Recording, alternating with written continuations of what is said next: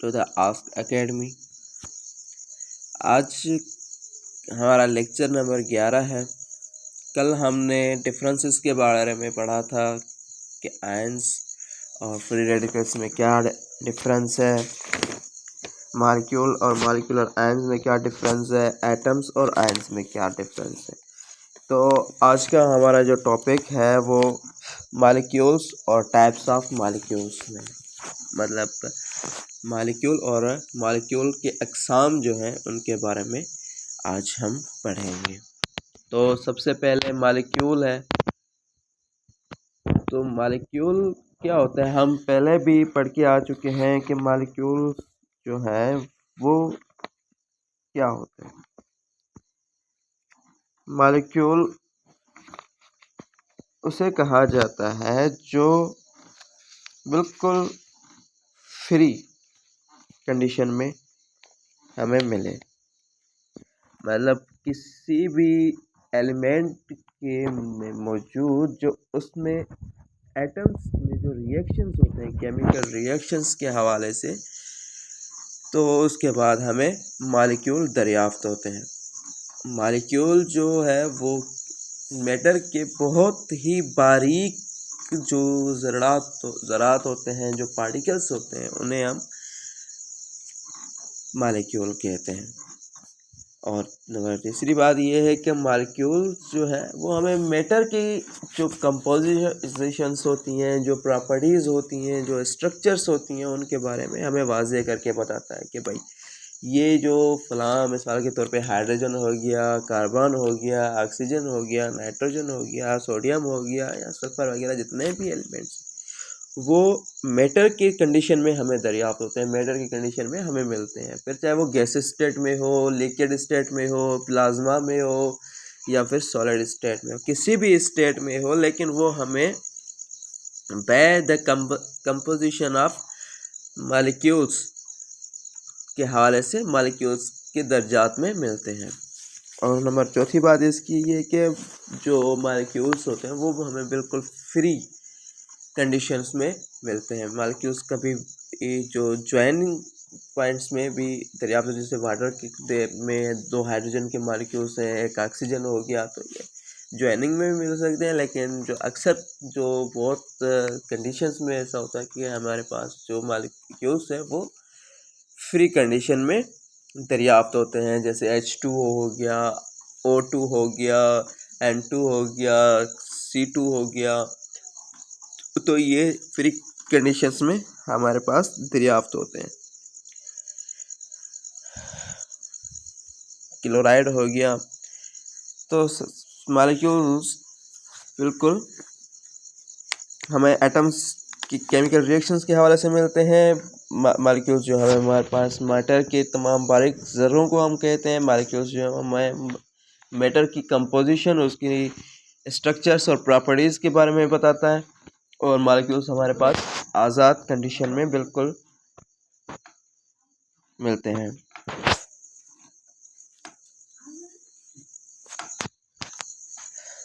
और इसी के साथ अब इनके आ गया टाइप्स। तो टाइप्स क्या होते हैं? बेसिकली टाइप्स जो हैं वो बहुत ही रेयरली मॉलिक्यूल्स जिस तरीके से मिलते हैं, मतलब मॉलिक्यूल्स जैसे में हम बता के आ गए हैं कि भाई मॉलिक्यूल्स जो है हमें फ्री कंडीशंस में मिलते हैं, मॉलिक्यूल्स हमें जो है केमिकल रिएक्शन से मिलते हैं, या मॉलिक्यूल जो हमें खासियतें बताते हैं, जो प्रॉपर्टीज़ बताती हैं मेटल्स की, उसके हाल में मिलते हैं। लेकिन मॉलिक्यूल्स के टाइप्स जो हैं वो टाइप्स ये हैं कि एक होता है, जो टाइप्स ऑफ मॉलिक्यूल्स होते हैं वो हमें बहुत मतलब 6 कंडीशंस में हमारे पास मिलते हैं। एक होता है मोनो एटमिक मॉलिक्यूल, जिसमें सिर्फ एक ही एटम जो है, एक मॉलिक्यूल के ऊपर वो कंपाउंड्स, वो मटेरियल जो है, वो सब्सटेंस मुश्तमिल होते हैं, मतलब एक ही जिसमें मॉलिक्यूल अवेलेबल होता है। और दूसरे होते हैं डाई एटमिक मॉलिक्यूल। अब डाई एटमिक मॉलिक्यूल किसे कहते हैं? डाई मॉलिक्यूल वो उसे कहते हैं जिसमें 2 टाइप के मॉलिक्यूल दस्तयाब हों, मिलते हों, प्रोड्यूस होते हों, जैसे कि हाइड्रोजन हो गया। अब हाइड्रोजन मैंने एग्जांपल पहले ही दे दिया, हाइड्रोजन, ऑक्सीजन, क्लोरीन वगैरह जो है ये डाई एटमिक मॉलिक्यूल्स होते हैं। इनमें 2 मॉलिक्यूल्स रखने की वो प्रॉपर्टीज़ होती हैं, और दूसरा होता है ट्राई, जिसमें 3 मॉलिक्यूल्स हमें आराम से दस्तयाब हो सकते हैं। 1 नहीं, 2 नहीं, 3 मॉलिक्यूल्स में वो हमें डिवाइडेड मिलते हैं, जैसे पानी हो गया, कार्बन डाइऑक्साइड हो गया, नाइट्राइट्स हो गया, ऑक्साइड के सल्फर डाइऑक्साइड्स हो गए, ऑक्साइड्स ऑफ सल्फर हो गया।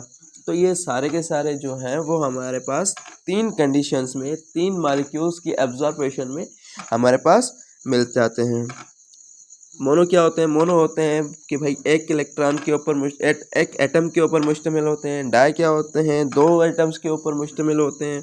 और ट्राई क्या होते हैं? 3 एटम्स के ऊपर मुश्तमिल होते हैं।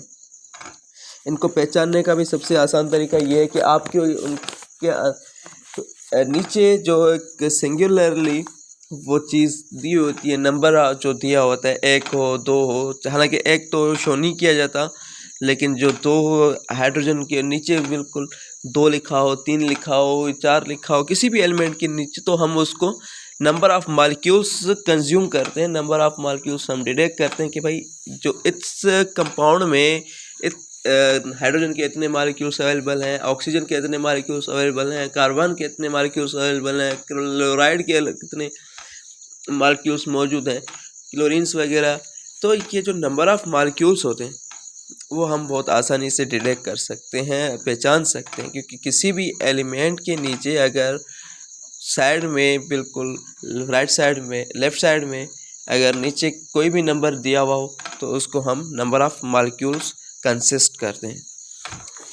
इसी की तरह मोनोएटमिक मॉलिक्यूल्स, जैसे मैंने पहले ही बताया कि भाई एक एटम्स के ऊपर मुश्तमिल होते हैं, एक एटम में दस्तयाब रहते हैं। डाई जो होता है वो 2 एटम्स के ऊपर मुश्तमिल, 2 एटम्स के हिसाब से हमारे पास मिलते हैं, जैसे हाइड्रोजन हो गया, ऑक्सीजन हो गया, क्लोरीन हो गया। तो इनके नीचे जो ये नंबर सिंबल दिए हुए हैं, हाइड्रोजन के नीचे आप देख सकते हो कि 2 नंबर दिया हुआ है, ऑक्सीजन के नीचे जो 2 नंबर दिया हुआ है, तो ये नंबर ऑफ़ मॉलिक्यूल्स को कंसिडर करते हैं। जो नीचे 2 नंबर दिया हुआ है तो ये नंबर ऑफ़ मॉलिक्यूल्स, अगर इन कार्बन और हाइड्रोजन के आगे कोई भी नंबर दिया हुआ होता, मिसाल की 2, 3, 4, हाइड्रोजन के बिल्कुल आगे इन फ्रंट में, तो उसे हम कोएफिशिएंट ऑफ हाइड्रोजन कहेंगे कि भाई हाइड्रोजन, इतनी हाइड्रोजन है और इतने हाइड्रोजन के मॉलिक्यूल्स होते हैं।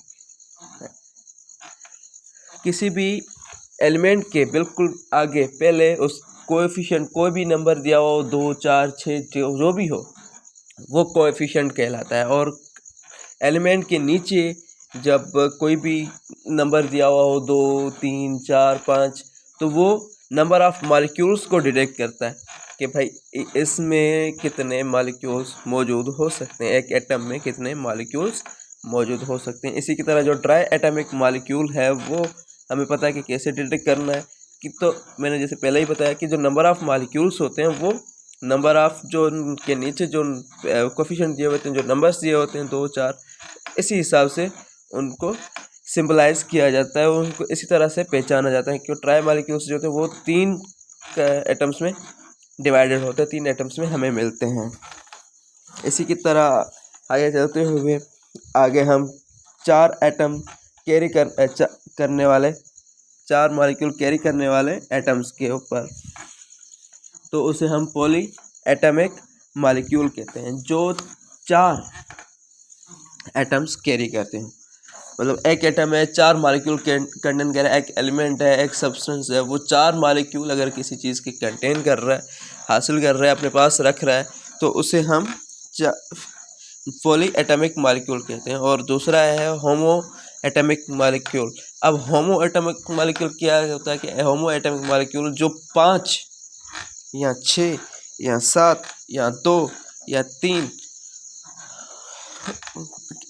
नंबर ऑफ मॉलिक्यूल्स, जो मतलब क्वांटिटी फिक्स नहीं हो। एक हो सकता है ना कि जैसे पहले एक मोनो में था, या फिर डाई में था, या फिर ट्राई में था, या फिर पॉली में है, तो ये नंबर ऑफ प्रोटॉन्स जो हैं वो एक फिक्स नंबर था कि भाई 1 2 3 मालिक्यूल्स कैरी कर सकते हैं। लेकिन जब पॉली होमो और इसमें आता है, हेक्सा पे आता है, तो इसमें क्या होता है कि इनका जो नंबर ऑफ मालिक्यूल्स होता है वो फिक्स नहीं होता कि भाई कितने मालिक्यूल्स मौजूद होने चाहिए, कितने नहीं होने चाहिए। ये उनके ऊपर फिक्स रेशो नहीं होता कि पॉली में एक्चुअली कितने होने चाहिए, वो कितने भी कैरी कर सकता है, 2 4 6। हालांकि पॉली क्या होता है कि 4 एटॉमिक मालिक्यूल्स के ऊपर मुश्तमिल होता है। 4 एटॉमिक मालिक्यूल्स में जो उसके मालिक्यूल में एटम्स में मौजूद हो, 4 टाइप के मालिक्यूल मौजूद हो तो हम उससे पॉली कहते हैं। मिसाल के तौर पे मीथेन हो गया, सल्फर डाइऑक्साइड हो गया, ग्लूकोज हो गया। तो आप देख सकते हो कि आराम से इनके अंदर जो 2 भी हैं, 3 भी हैं, 4 भी हैं, इवन 6 और 12 मालिक्यूल्स भी कंटेन कर रहे हैं। तो ये जो नंबर ऑफ मालिक्यूल्स हैं, तो इन्हीं के ऊपर ये चीज़ें सारी मुश्तमिल होती हैं। पॉली एटॉमिक मालिक्यूल्स उसे हम कहते हैं जो कितने भी एटम्स कैरी कर सकते हैं। मालिक्यूल ऑफ एटम्स कंसिस्ट, कितने भी एटम कंसिस्ट कर सकते हैं, ले सकते हैं, अपने साथ जोड़ सकते हैं।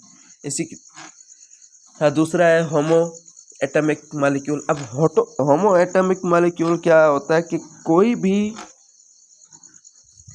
एक जैसे एक किस्म एग्जाम जो एक जैसे मालिक्यूल्स अपने ऊपर मालिक्यूल डिपेंड करते हैं। जैसे पहला एग्जांपल था हमारे पास इसका 2 नंबर वाले का, जिसमें 2 एटम मालिक्यूल कंटेन कर रहे थे, जिसमें हाइड्रोजन 2 था, ऑक्सीजन था, क्लोरीन था। तो इसी की तरह ये भी ऐसे ही है, जिसको हम एक जैसे मालिक्यूल्स एटम्स कंटेन करने वाले आराम से कह सकते हैं, एक जैसे एटम्स कंटेन करने वाले, रखने वाले एटम्स मालिक्यूल्स कह सकते हैं। जैसे कि हाइड्रोजन हो गया, ऑक्साइड्स हो गए, फास्फोरस हो गया, सल्फर हो गया। तो ये एक जैसे मालिक्यूल रखने वाले एलिमेंट्स जो होते हैं उन्हें हम होमो एटॉमिक मालिक्यूल कहते हैं। अब हेट्रो क्या होता है? हेट्रो में मुख्तलिफ मतलब डिफरेंट टाइप्स के जो मालिक्यूल्स रखने वाले एटम्स को हम हेट्रो एटॉमिक मालिक्यूल्स कहते हैं। डिफरेंट टाइप्स के मालिक्यूल्स रखने वाले, डिफरेंट टाइप्स के जो एटम्स होते हैं वो अपने अंदर एलिमेंट्स होते हैं, सब सब्सटेंस वगैरह, जो डिफरेंट टाइप्स के जो मालिक्यूल्स रहते हैं इसमें एटम्स में, तो उन्हीं को हम क्या कहेंगे? Hetero atomic molecules. Different types के डिफरेंट टाइप्स के एटम्स जो अपने अंदर मालिक्यूल्स रखते हैं उनको हम, जैसे कार्बन डाइऑक्साइड हो गया, वाटर हो गया और अमोनिया हो गया। तो ये सारे के सारे जो है वो डिफरेंट टाइप्स के जो मालिक्यूल्स अपने एटम्स में रखते हैं उन्हें हम हेट्रो एटॉमिक मालिक्यूल कहते हैं। इसके साथ आज का हमारा लेक्चर कंप्लीट हो गया और इंशाल्लाह आगे कल पढ़ेंगे इसके बारे में।